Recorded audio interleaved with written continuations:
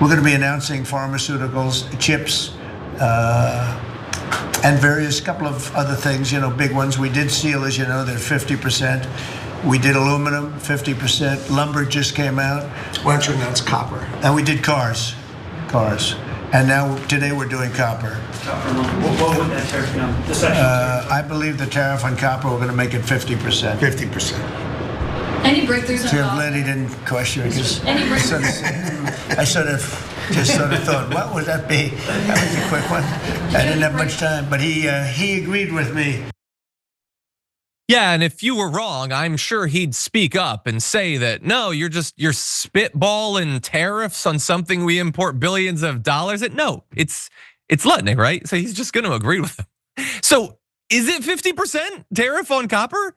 Just because Trump said it and just because that dude agreed with him doesn't mean that it actually is.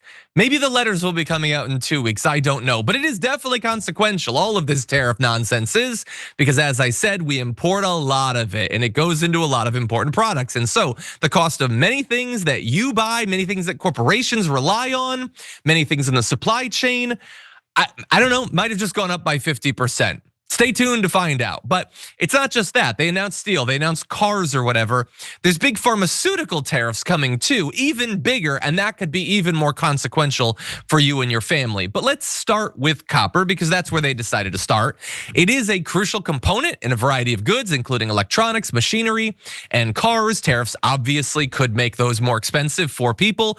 We imported $17 billion worth of copper last year. Chile was the largest foreign supplier of the metal, shipping $6 billion worth of it to the US. And so I don't know if the idea is supposed to be that Trump thinks it's free money, that the company, the countries that are exporting it, the companies that are exporting it won't pass it on. Again, that's not true, but he continues to think that.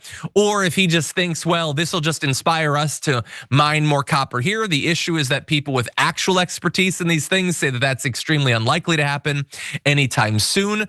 About 36% of the copper consumed in the US is imported, and it would take years to dig the mining capacity needed for the US to generate all of the copper that it needs, which means that he could be consigning us to massively inflated prices for literally years for a wide variety of products.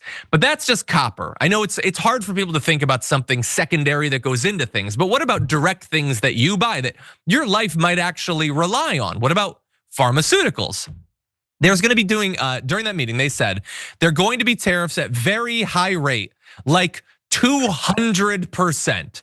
And so for once, I don't think he was overhyping it. That is indeed a very high rate, actually. We'll give them a certain period of time to get their act together. A year and a half, 2 weeks. I'm sending a letter. I forgot about it. It's being delayed. People, again, medications that they rely on could massively increase in price, and you have no idea when it might happen, seemingly by design, because Donald Trump is back on his tariff chaos. And so this is many, many billions of dollars that this is going to affect our economy, and who knows when we'll actually know for sure. He had previously talked, just to give you an idea of how utterly chaotic this whole thing is, he had previously talked about tariffing pharmaceuticals at 25%. And when he announced that, people did a little study to see what would that actually cost people. And apparently that would boost US prices by as much as 12.9%. So 25% tariff, 12.9% increase in costs. Well, now it's not gonna be a 25% tariff, it's gonna be a 200% tariff. And so what's that gonna cost us? Probably too much. I imagine many people will simply not be able to take those medications anymore. Does Donald Trump know that? Is that part of the plan? God only knows. He seems to be making all of this up on the spot. Sharon, what do you think? I wish someone could send him like a classic Monopoly game and just let him play with that, because he's playing with our lives. Of course, he believes it's free money. Of course, it's not. It is a tax. And this thing where, just like he did with the car people and other American companies, where he said, I'm gonna give you a big tax break, you're gonna build on, and then they just fool him. They announce plans that, in 25 years, the plant will be ready, but they can't rely on this guy. So it's not gonna bring more business here. We're not gonna mine more copper. And yeah, and if you're talking about pharmaceuticals, okay, where we already have issues with high pricing and people not having to choose between medicine and splitting pills and this and that. And now he's doing that. He doesn't care as long as he gets his. He got COVID, stood on that balcony breathing strangely after he got a drug that Americans at the time, most of us couldn't get. But hey, he's fine. He's here for another term. Yeah, that was a great opportunity for the universe to make sense.